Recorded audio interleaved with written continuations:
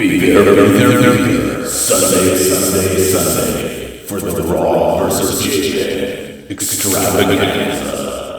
Hi, my name is Michael Halberstadt. I'm part of Photoscholars, half of it, and I am here to give you a little demonstration about why you might want to choose RAW over JPEG, or in theory, vice versa, and what the advantages and disadvantages of both formats are. So I've taken these photos here, and I'm looking in Lightroom, and the top row on the left side on all of the photos is the RAW file, and on the right side is a JPEG that the camera made at the same time. So it spits out a JPEG and a RAW file if you want it to. Pretty much all cameras do this, all digital cameras. And I've done a subsequent series of photographs that change exposure. So the top row is correctly exposed, and then this is, so you can see quarter second, half second. So that's one stop overexposed, two stops overexposed, three stops overexposed. And I think that sort of maxes out any usefulness in RAW, and JPEGs turn out awful pretty quickly overexposure wise.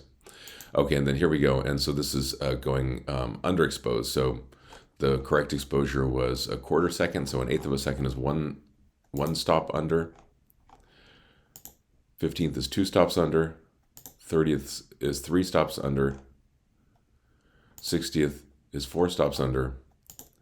And 125th is five stops under. And then beyond that, I took more, but that's 5 stops is as much as you can easily correct in Lightroom. So we're just going to work with these. So what I'm going to do is, with each row, I'm going to do exposure corrections for the difference in what the exposure should have been. So the row 2 is one stop overexposed. So we're going to knock the exposure back here in the tone control. See exposure, decrease exposure one stop. We overexposed by one stop, so we're going to decrease by one stop. There we go. And we'll look at these a little bit later. You can see already a little bit of difference in there, but the differences will get greater and greater as we go. Okay, so there's 2 stops over, so we're going to go 2 stops down. Okay, 3 stops. Okay, exposure, -1, -2, -3. And just for the record, just look over here on the right, the JPEG that was 3 stops overexposed, when it's corrected, just looks really bizarre. The highlights are all funky. It has no whites in it.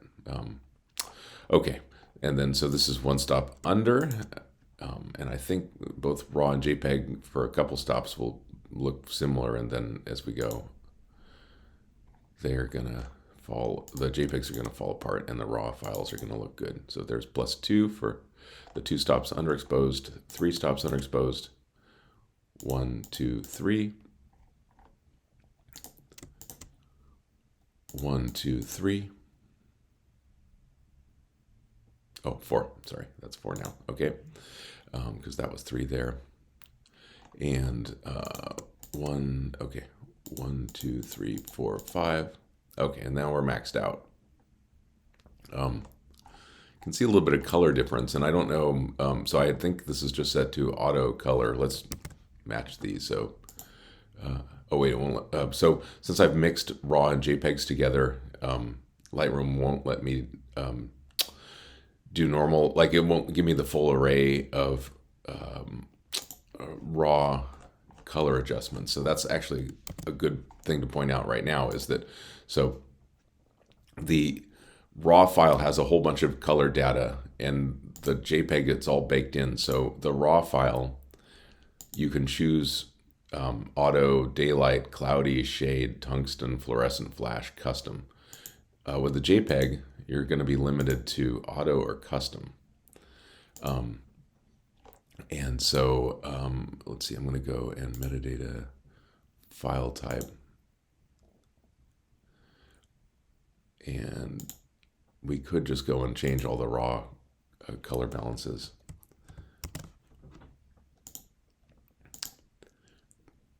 To see what happens when we put daylight. Whoa. Okay. All right. Forget that. That never happened. Okay. So let's get back to our lesson. Okay. So here's the correctly exposed image and the JPEG. Let me just make these bigger. So, okay. Come on, we can do this. Okay. Okay, so RAW and JPEG. RAW, JPEG. Okay, so they look very similar here. If we were to compare like the details and everything, they're gonna look quite similar as well. We haven't really done any corrections on the RAW files yet.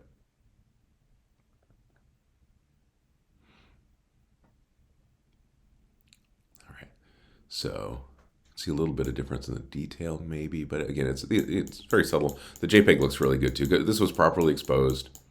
The lighting was, the light color balance and everything was pretty nice. Window light. This is an old Rolleiflex SL66, a medium format camera from the 70s, I think. It's quite unique with the bellows that you can sort of use Scheimpflug with, but that's for another lesson. Okay, all right, so okay, so that's correctly exposed, and then we got -1 and corrected. You can already see like the background is already starting to like oh, and sorry, this is +1 and corrected. So in the highlights, you're already seeing a little bit of a difference, and it's going to get a little bit worse, I believe. Okay, yeah, and at this stage, for conventional photography, the JPEG is pretty much useless, although it does look like kind of a fun effect, honestly.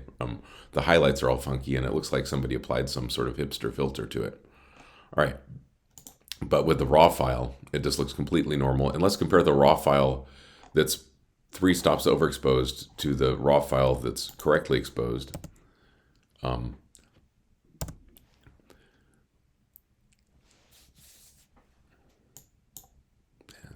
Wait while the data loads here. Okay, so resolving on the right still.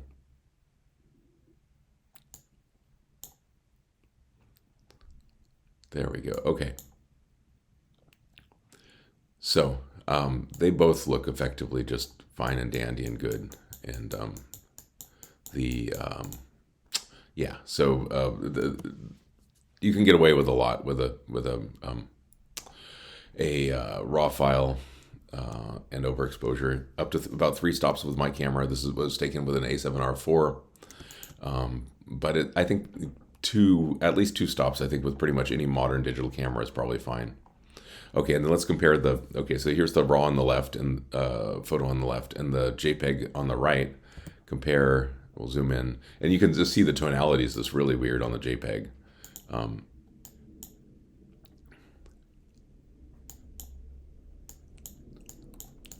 All right, so yeah, so you can see, if you look on the right, you can see sort of posterization and weird colors and stuff.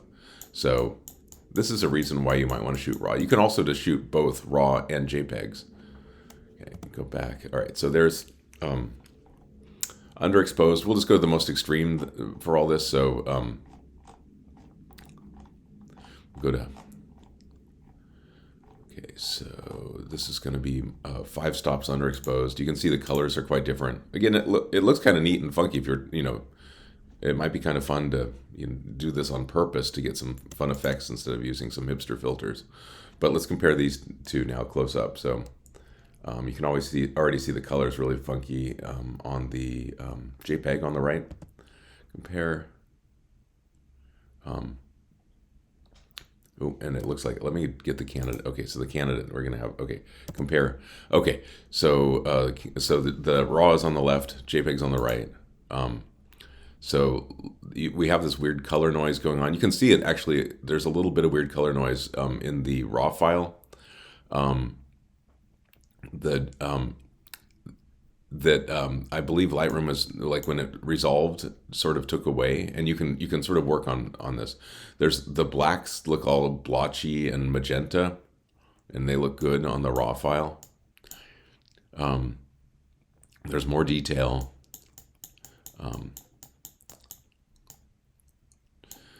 Noise-wise, actually, so the JPEG has lots of color noise.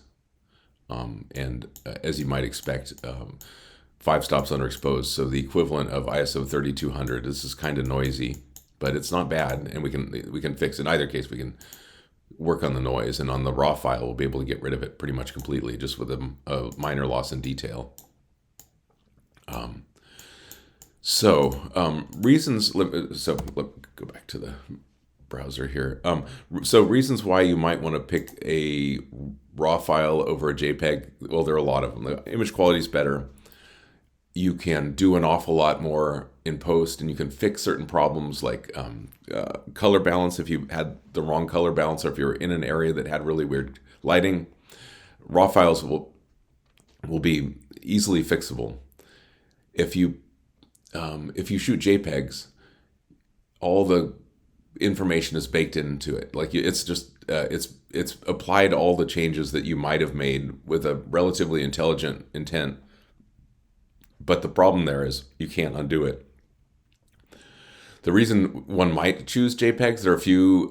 So for one, you just don't care. I mean, I grew up in the film days, and it took time and money to develop film. I do take photos of my odometer, or just like trash on the street to send to the city to say clean this up or whatever. That's a good place for a JPEG. You don't really care about it. You're not going to keep it. Whatever. Blah blah blah. Other reasons why you might want to do that, some unusual reasons, if you wanted to take an awful lot of photos really quickly, like in a burst. So, I don't know, if a plane was falling out of a sky and you knew you already had the exposure set correctly, and you wanted as many photos as you could before the buffer fills up, I suppose that would be a reason. There was a time in my life when digital photography was relatively new to me, and the media was fairly expensive when I shot photos I somewhat cared about as JPEGs, just because I was in a foreign country and only had so many shots on my cards. I almost always shoot RAW now. One thing you might consider doing, though, is RAW and JPEG together, and I used to do that sometimes, insofar as what used to work well was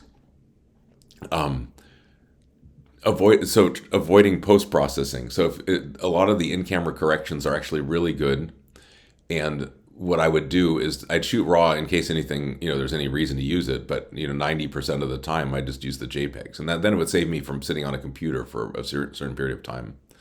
I now have a faster computer, and I'm really fast in Lightroom, so it's a less of a problem.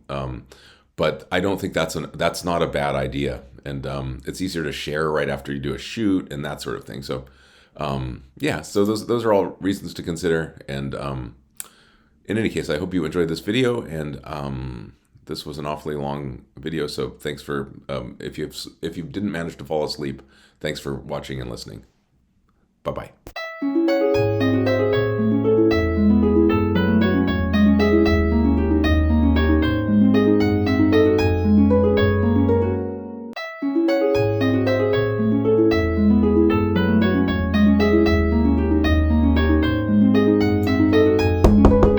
Are you still awake? Wake up.